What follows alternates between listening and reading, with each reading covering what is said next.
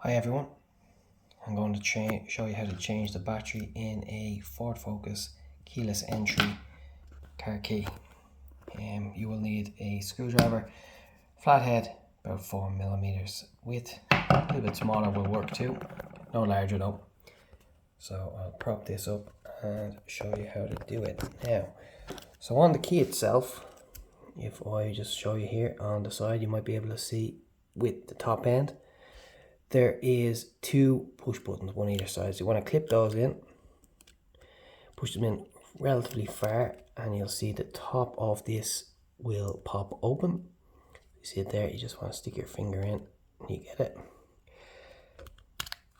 There we go, top of it off, nice and easy. There's a key then inside. So with the key, you want to just take that out. Usually I just use the screwdriver just to kind of prop it in at the back. Stick my kind of left hand on the front of the key to get it up a little bit, and then just get the driver in at the back of it and just pop it out. So that's it there. Key out. Now the next part is sort of tricky because you can't see this on camera, but down here there's a small little insert for a screwdriver. So you want to be, it's just at this end here, it's a small insert at the top of the key.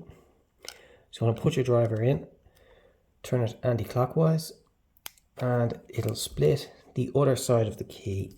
If I can show you that there, just make sure that the top end of the key sort of a split. Just splits it ever so slightly, and you just want to stick your driver in then,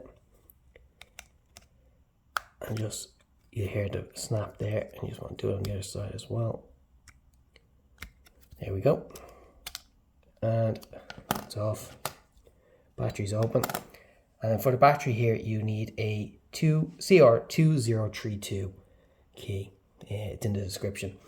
If you want to see the key change or the battery change on the key with the key instead of the keyless entry key, please check the link in the video description.